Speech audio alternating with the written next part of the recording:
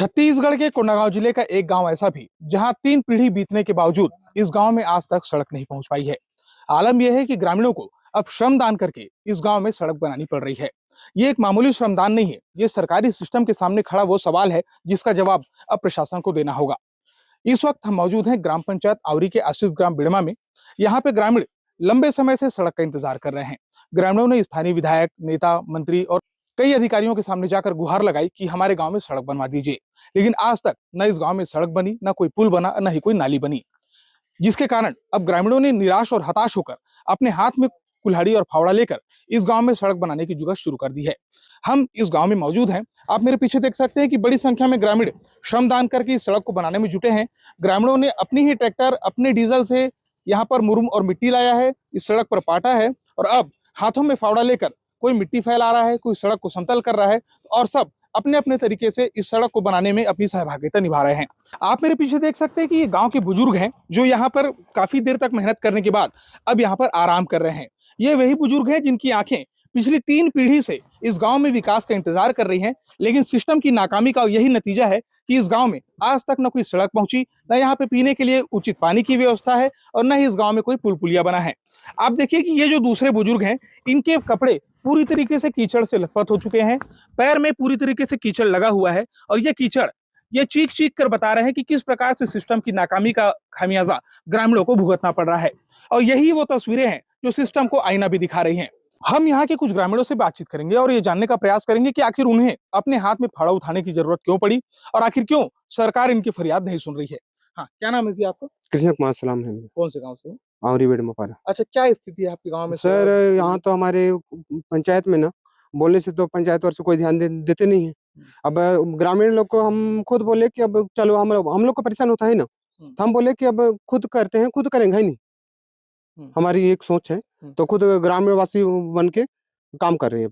अच्छा, इससे पहले आप लोगों ने विधायक और अधिकारियों से कभी मांग की कि यहाँ पे सड़क बननी चाहिए? हम तो सर बहुत पहले भी गए थे, बहुत अभी भी जा रहे हैं, लेकिन हाँ करके ना अभी तक कुछ नहीं बन नहीं रहा है हमारे पास, है नहीं।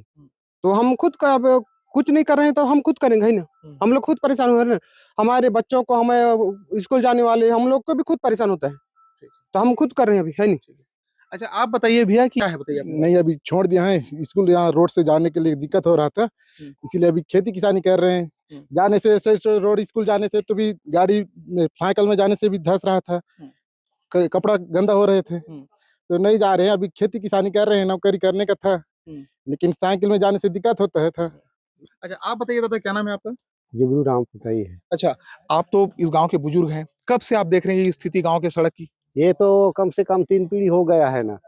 ये गांव में जो विधायक को देते हैं या सरपंच को देते हैं, कोई हो करके वोट दे, चुनाव के बारे में आते हैं और लेकिन नहीं करते हैं। हमारे दादा भी खत्म हो गया, हमारे बाप भी खत्म हो गया, हम भी अब खत्म होने वाले हैं। अब तक रोड नहीं बन रहा है, इसलिए हमारे गांव में ना कोई लड़का स्कूल जाने वाला वो लोग भी नहीं पा नहीं रहे हैं।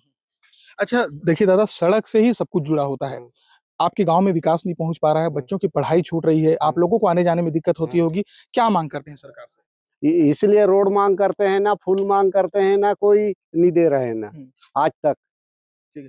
अच्छा, आप लोग में लग गए हो, श्रमदान करने में लग गए हो, क्या कारण है इसके पीछे? तो हमारे जाने आने का रास्ता नहीं है ना, इसलिए हम मुरुम बिछा के हम जा रहे हैं। ये बताना कि बारिश का समय है। अच्छा, आज आप लोग खुद श्रमदान करके, खुद से मिट्टी डाल के सड़क बनाने में लग गए हैं, क्या कारण है इसके पीछे? तो इसका पीछे है ना, हमको एक कीचड़ हो रहा है, इसलिए हम जो इनको सड़क बना के जाने आने के लिए रास्ता बना रहे हैं, रोड बना रहे हैं। नीचे के रहने वाले हम जान, लेकिन तो सड़क तो नहीं है ना, पुलिया तो नहीं है, कहीं नहीं है। अतिक साल हो इसे ही मैं आए हम, तो पुलिया नहीं है, सड़क नहीं है, कहीं गांव के वही का तो जाए के रास्ता कहाँ नहीं बनी सा है, अतिक साल हो सा है। और नल गला होना चाहिए, नल गला तो नहीं है, कहीं तो नहीं है, सड़क तो होना है, सब कर होना है, लेकिन नहीं आई सा है। और तीर तीर सड़क बनत है नहीं, ते घला नहीं आई सा है।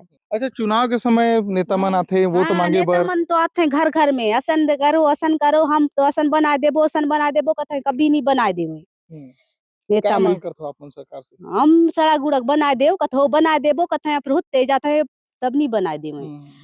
यहाँ पर सड़क तो बन नहीं रहा है। हम लोग स्कूल जाते हैं ना, तो पूरा स्कूल जाते जाते पूरा साइकिल पूरा चिकड़ में पूरा धस जाता है।